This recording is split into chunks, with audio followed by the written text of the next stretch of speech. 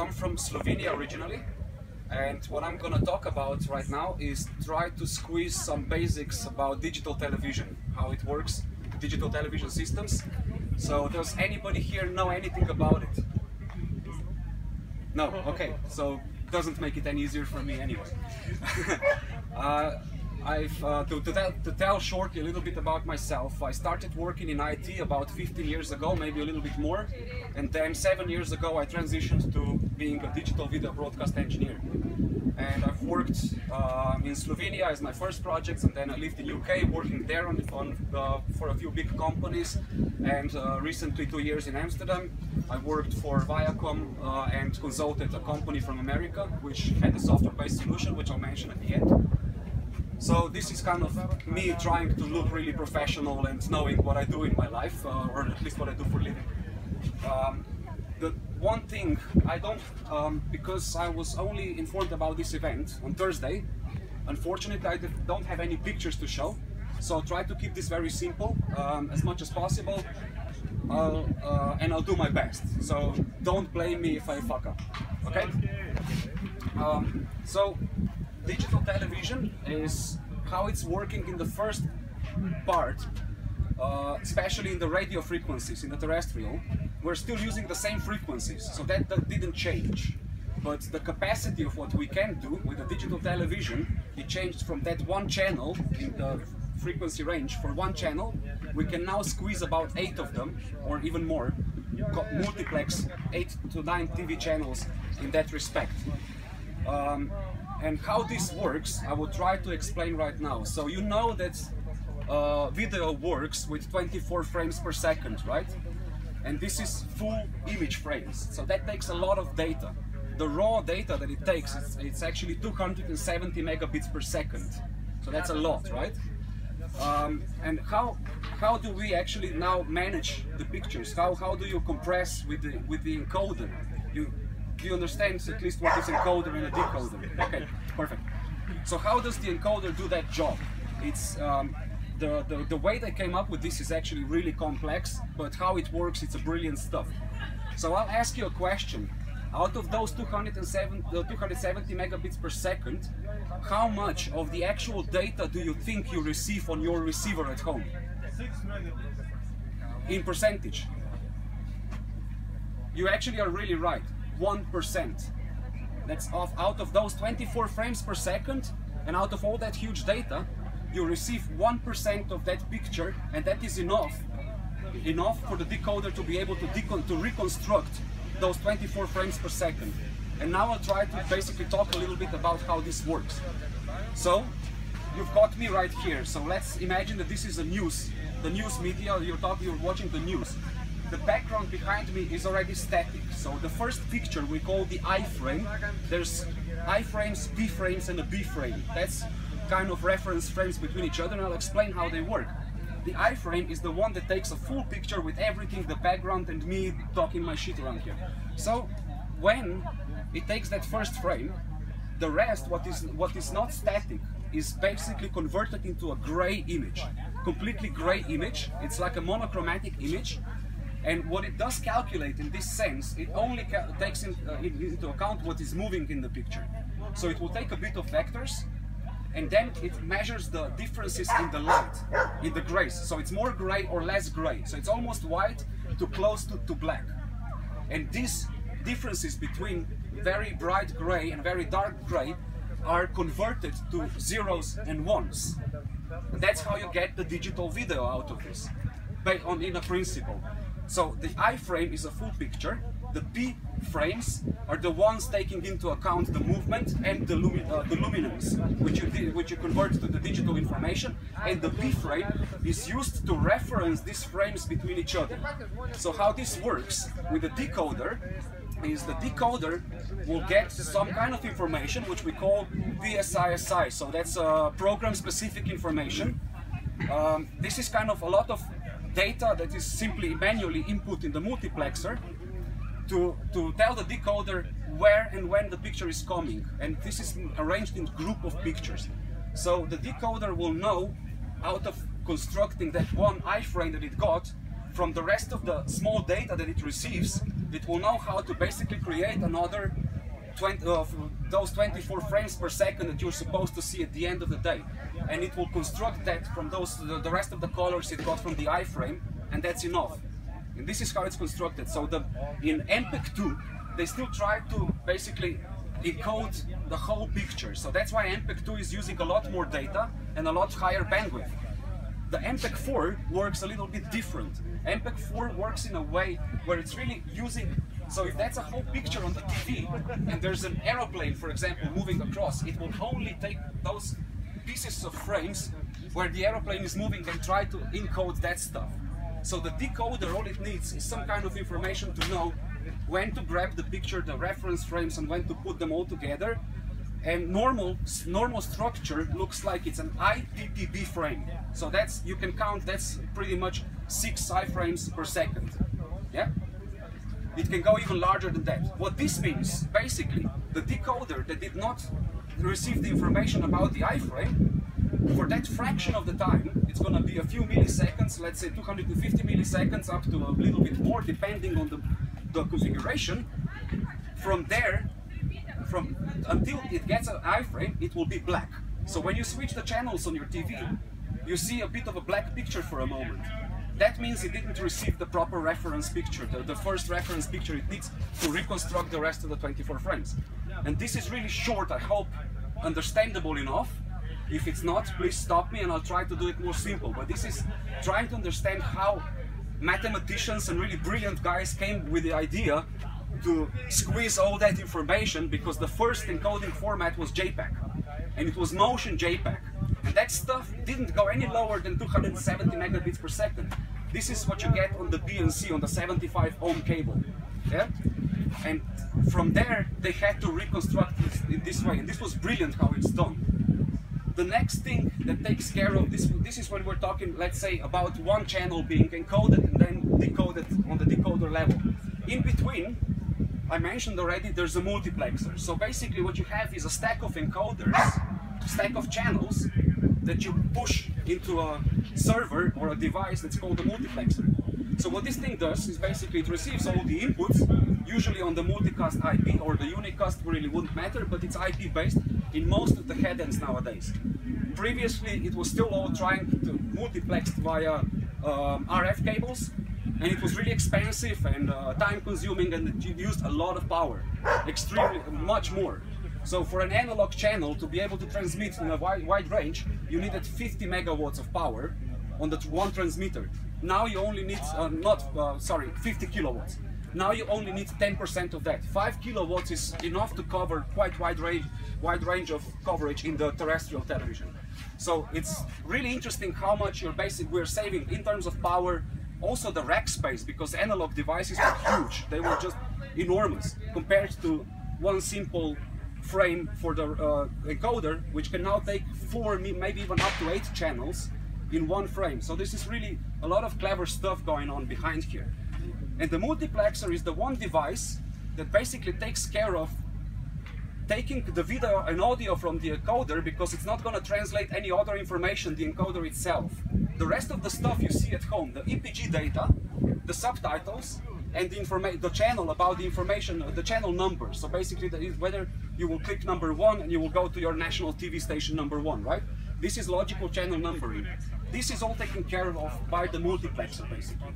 So it receives audio and video from the encoder, and there's another external input from other servers and other services where you generate EPG, subtitles, and all other information, even the software that is needed to upgrade the set-top boxes over the air or over the cable. So in this case, multiplexer is the really main thing.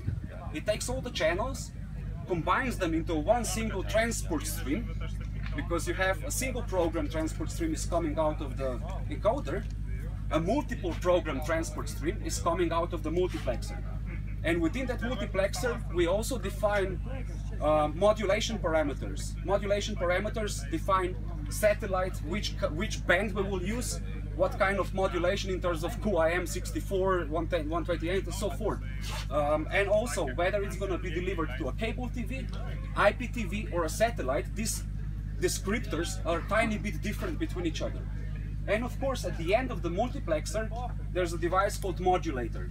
So the modulator is the one that takes care of modifying the signal back to an RF frequency for the satellite, RF frequency also for the cable TV, RF for the terrestrial. The only way where you don't need a multiplexer is IPTV, because it's obviously IP, so it's really a network interface to a network interface. You don't need to tell it how to work, you just need to be able, for them to be able to ping each other. So this is kind of the basics, real hardcore and rough basics about how the whole thing works. Now, more important things in big systems are redundancy. To explain, let's say, how a contribution level, what's the difference between a contribution and a distribution? Contribution is when MTV or some other channel wants to deliver their content to a provider, to an operator, basically. So they are a content provider, an operator is either a contribution or a distribution operator.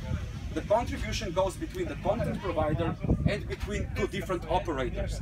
Distribution is when an operator is delivering signal to you, end users. All right? So in this respect, you have, depending on how much budget they have and how clever they are, how much do they actually want to be resilient against failures, you have different ways of redundancy systems. We call them either 1+1, which means one encoder has always got another complete dedicated backup for itself. So if that one fails, it's got its own backup. Or you have a cheaper version of this, in most cases for the distributors, you've got N+1, which means you can have 10 encoders in the stack, and the 11th encoder will be a backup for any one of those encoders. So when one channel fails, or an encoder fails, it will switch to the 11th encoder, but if there's another one that fails at that moment, it has no backup to switch to, and you have a failure. This is a bit of a less resilient system. Got it? And how do you know which channel should switch to that backup encoder? You basically don't know which channel, you're switching the whole chassis of the encoder. Yeah? In this case, only on IP level you can do this a bit differently because it's obviously a multicast and you're much more flexible in that stuff. On cable networks and all these things, it's basically a risk of that you take in, but you're switching a full chassis, and whether it's 4 channels or 8 channels, they all switch at the same time. So it's not just a single channel, but the whole thing. Everything that's being sent and received is being switched at the same time. How often do you have hardware failures? Depending on this really depends on the quality of the system architecture and an engineer, which obviously guys like me, they can happen on a daily basis. You know, basically there's failures that will happen for big operators like Sky Broadcast. They definitely happen on a daily basis. It's but these are small failures that you as an end user won't even notice. Maybe you will notice about, you know, a small error on the subtitles, it happens, or a glitch. No, sorry, I mean about you said you have 1+1, yeah, or N+1, and this this whole encoder system. Yeah, how often it fails? Like I said, the larger the system, the more potential for the failures. So let's say in a digital terrestrial multiplex where you have only maximum 9 channels, 27 megabits, you won't see that many failures because there's only that many machines. I have to say that this equipment is really expensive and very resilient by itself, so there's not many failures that often. The small failures that you see are actually called either artifacts or degradation of the quality on the picture itself. So when you see those pixelations and things like that, that means that something between the encoder and the decoder didn't go right. Either one of the frames wasn't referenced right, or some data, some parts of data was lost on the way, because it is a real-time transfer protocol. It's no way to recover the packets in real time. If they get lost, they're lost. It's basically a dark, we all know the dark loss of packets and we don't know where they go. And this is what happens in the TV often, but really it does depend on the vendor itself, it depends on the engineering approach, and also the quality of the skill set that the people operating the system have. So hardware by itself is pretty much the whole system. Even an N+1 redundancy is still reliable enough to say that you can guarantee a 98% uptime for all the services. It's possible. But like I said, it also depends on the... If it does fail a little bit more than that, then you need a guy who really knows what he's doing, fly and fix it quickly. If a backup fails, for example, backup encoder stops working, they always have a spare device somewhere in the drawer to quickly replace it. Or in a maybe a bit worse case, they have 24 hours, so support agreements with most of the vendors to send them the new chassis immediately as soon as possible, right? And this is kind of how they handle it. Failures do happen very often, but you as a user, you don't even notice them because it's actually so well taken care of. Every system has at least 2 cables, to speak so, running out of the house. So that's at least 2. And in the best situation, 4 of them, because you have 2 different service providers to transmit your data. You have to understand that all the TV stations and operators do not own the fiber network. They do not own any of that stuff. They lease it. They pay for the services. They pay the same network operators as you're paying to access your internet. The TV station or a TV operator is doing exactly the same, unless it's some kind of deal who is at the same time internet service provider as well as the content distribution provider. Yeah. So in terms of failures, I would say the percentage of what's really going on around, you have about 10% of failures on a yearly basis, but you don't see them because, like I said, it's managed in a way that you will notice that 1 to 2% of failures as a user, not more. Any other questions about this? Good. So how much time have I still got? 3 minutes. 3 minutes? Yeah. It's already more than... Wow. Okay, that time clock is not the correct one. Yeah, it's including questions.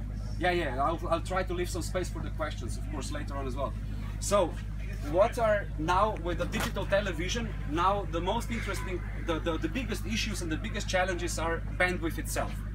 So you're trying to maximize the usage of the bandwidth as much as possible. So that's why we go from MPEG-2 to MPEG-4, or basically H.264 and MPEG-4 are the one and the same thing, just a different name. The standard and protocol is exactly the same. And then now you have H.265. H.265 is just a lot more clever way of encoding that aeroplane, squeezing more zeros and ones into bytes and words and things like that. So it's basically a very clever, what you would call encryption or coding the data. This is the same, data compression. It works exactly the same as it would work in IT. It's just serving a different purpose with a lot more capable hardware. And the biggest challenge, of course, like I said, is managing this bandwidth. So try to keep the best possible quality, because obviously the more of the bandwidth you can allocate for a specific HD or SD channel, the better quality of the picture you will have. That does depend on the quality of the source, of course. So if I have a movie that was recorded in 80s on an old Betacams and VHS, and try to put that on a digital, you will have a lot of digital noise, regardless of what you use. With the noise filters, noise reduction filters, you can only make that picture a little bit more plastic and softer. You cannot improve and correct for the quality losses that were already done in the compression between analog and digital. It's not possible. But when you have a pristine HD source from there, downgrading that to an SD is always a good idea, right? So you have an HD channel and this SD channel is going to be actually from the source down converted and downscaled to SD in order to get the best quality and just use a little bit less of bandwidth. And you only use one source for that. You don't need 2 of them. That's a lot of money saving in that respect again. And when it comes to now, we all are facing the 4K and 8K. This is again, the H.265 is so clever that the difference between the 4K resolution and 8K in the bandwidth is practically minimum. There will be about 12 megabits required for a 4K channel, and for an 8K channel you will require up to 14-16 megabits, not more. You would think it's gonna double, but it's not. And that is already hardware that's operating for the 4K is already 8K ready, because both of them are using the same codec, same standard, and it's not making a big difference. It's only a lot more pixels to squeeze in there. That's all there is. with this coming, now why it's becoming a bigger challenge for most of the providers and operators is because they have limited capacity already, and they are getting more and more and more subscribers. People think that even though we have video on demand and that we have mobile devices, that the linear TV is dying. That is completely wrong. And it's been discussed at the IBC last year, and it will be discussed for the next 2 years. Yes, they are providing content to the new users and to the new type of devices in all possible formats. But the fact is, before we had one TV set in the household for the whole family. Now a family has about 3 TVs in there, you know, one in the bathroom, one in the kitchen, and one in the sleeping room, and the fourth one in the living room. So this is what's happening. This is why the traffic and the demands and the requirements are actually increasing in the linear TV as well. And there's more and more countries adopting the digital television, so it's growing and will continue to grow, let's say, for the next 20 years or so, and that is just the linear television. Now when we go to over the top, which is delivering the same content from the same sources to the rest of the mobile devices, either in video on demand form or even in real time. Does not matter, it's pretty much all the same. It's just whether you're going to buffer the file or actually stream it to the device with a certain latency put in mind. What happens there? How do you manage different screen sizes? How do you do this? How do you do that? There's basically servers that convert that data, the real-time data. Even the real-time data is converted in those HTML chunks. And what does happen there? You provide just different, on the output side, you just describe different mezzanine formats. So that means the same source you can use for any type of device, for any size of the screen. You just have to describe it in the end, and again, down convert the resolution whenever possible. And this is how it's going on, how we're basically pushing the content towards the modern age and modern devices. The thing that will become a lot more obvious and visible, it's becoming, in some places like this, they already do this. Who has watched the Idiocracy movie? Good, at least one. What they had there was, on a big screen, they had this much of the video, and the rest was adverts on the live video stuff. Yeah, it was quite crazy, but this is what's happening, especially in the OTT nowadays. So they are using all this technology to advance digital marketing into the IPTV systems and OTT systems. Because now, from, you know, feeding you with that 5 minutes of the commercial on a linear TV, on the video on demand, we all know, before you watch the video, you have a pre-roll of some kind of advert. Or when you go and watch South Park on their webpage, you have multiple adverts popping during the program. And you basically can only disable it by some ad blockers, but let's leave that out of the question. So what they're doing now is they're trying to figure out from the digital marketing, from the IT technology itself, they're using the same methods to use targeted marketing. And that is just another stream of data being used along the video and audio and subtitles and EPG that's feeding your heads with bullshit, put it that way. But that's how it basically works, the whole thing. And it's gonna massively expand in terms of digital marketing and advertising, how they're gonna be able to operate this between several different users. For example, you've got different regions like Klaipėda, Panevėžys, and things like that. So they will be able to feed localized advertisement in Panevėžys from, I don't know, some local services in there, localized to Vilnius, localized to Klaipėda, all actually using the same capacity of the bandwidth. And this is really stuff that gets kind of, you know, starts blowing your mind up.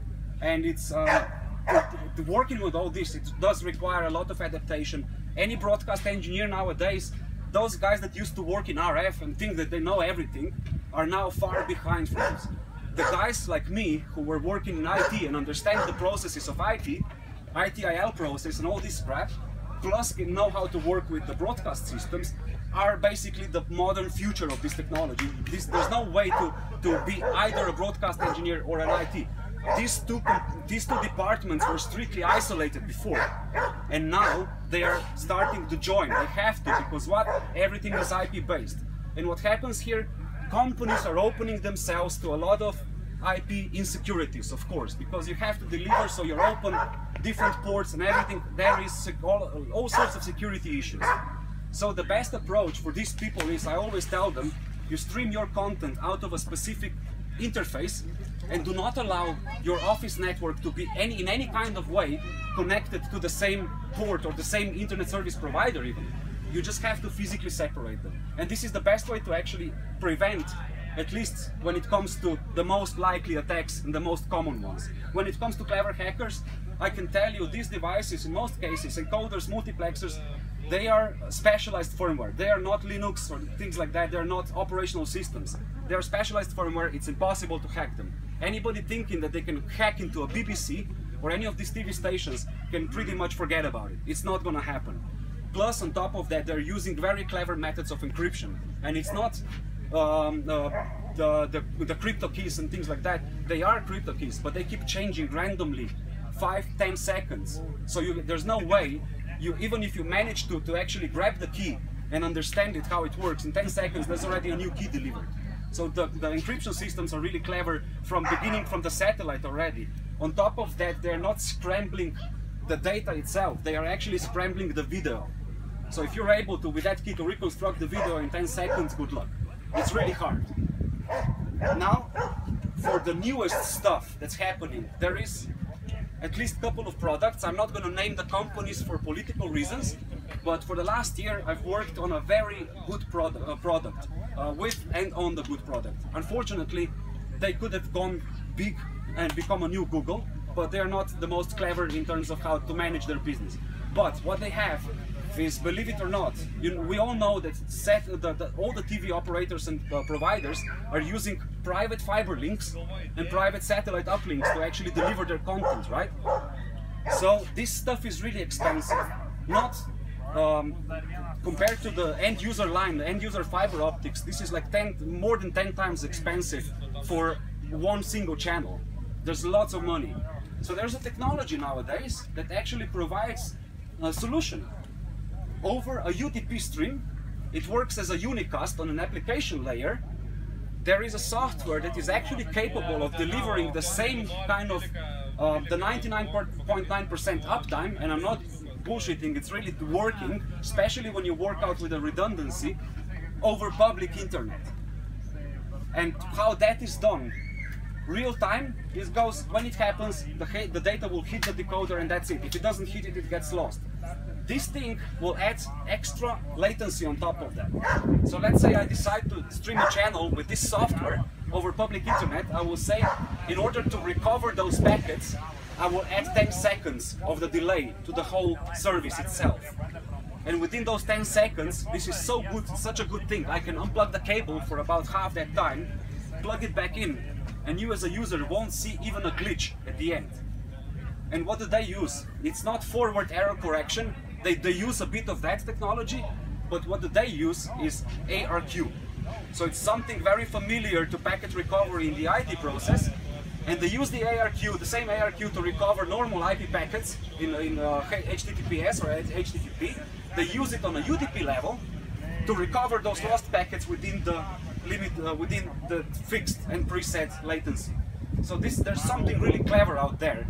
And what I'm saying, if anybody is thinking to become kind of either their own content provider or maybe even an operator to deliver different contents to the world and users and end users, there are solutions that will not, from now on, will not cost you millions and millions of euros of investment to begin with. But it's a subscription service in most cases. So you do pay some yearly costs, but they are very significantly lower from what it was before, because you don't need a private fiber, you don't need a huge rack of equipment. All you need is a couple of IP interfaces on the input and 2 IP interfaces on the output, and voila, there you go. You need a couple of servers, they're running on CentOS or even Windows, and that's it. Pretty much job done. And the software really works too well. Sadly, I'm not partnered with them anymore, so I will not mention the names. I just want you to think what is possible and what is possible nowadays already. Plus that thing can do normal broadcasting and OTT all from one box. It's a multi-point to multi-point delivery system. It's a really good stuff. So if anybody has any ideas of doing that, you can come and talk to me later, I can explain more.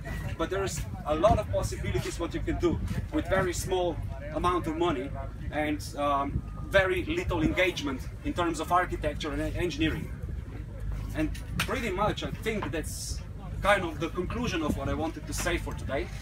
And I hope it was well enough. And if there's any sort of questions you want to discuss or anything else you want to ask me, please go ahead. Maybe I can even tell you how to become a broadcast engineer. You have to be crazy as fuck.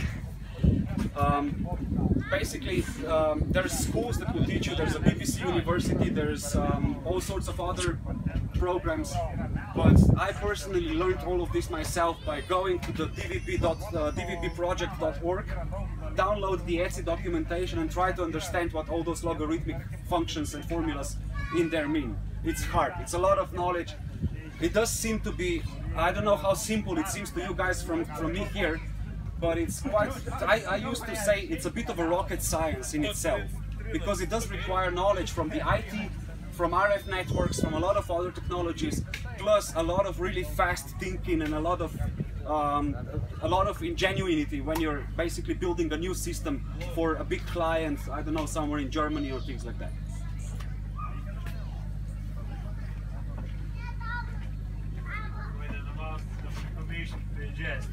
Huh? Yeah, I'm really sorry. It took me, for example, the workshop that tried to explain all of this that I did in this short time. It literally takes 16 hours minimum to explain this to a tech-savvy person, to somebody that already understands the technology. It takes at least 16 hours to have a good workshop to actually go just through the theory. If you want to do it on a practical level, configure the encoders, configure the multiplexers, test the thing, because every system you build requires the site acceptance test, which means you're testing the headend itself, and the final acceptance test, which means you're testing everything from every single channel redundancy, quality, and how it actually displays at the end user on the TV. So you have to have a few set-top boxes, few TVs, and just go and click through the stuff, watch the subtitles, and try to break the system before it breaks in a live environment. And that's basically the process, how it goes. So that thing takes definitely 5 working days. At least 5 working days to get the training done by a specific vendor. When you want to go further than that, if you already have an engineering skills in some other area, let's say IT, or you started with the broadcasting, 1 to 2 weeks to actually get a good grasp on the basics and actually be able to become an engineer. And then it takes years of experience. Not many years. For me it took, I'm a bit different, and when it comes to that, for me it took about 6 to 12 months. But I'm a very talented guy and I loved this job. I really enjoyed it. And if you don't enjoy it, it's a very stressful thing. There's, you know, let's leave the company politics.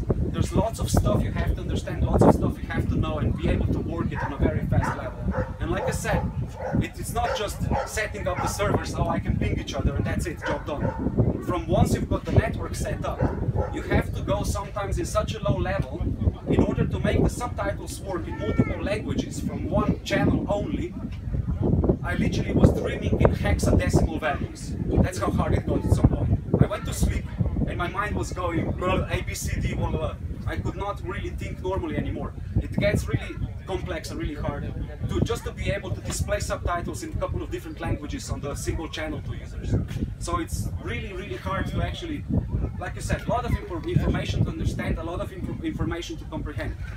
It's not impossible, it's just really hard job. It does require a lot from a person to know, to learn, and it's constant learning as well. You've got 3D TV, you've got new technologies coming, new devices, all these things. There's so much more to come in the future anyway. And the best way to do this is really only by loving this job. Other ways I would not recommend it because it can drive you crazy. Any other questions?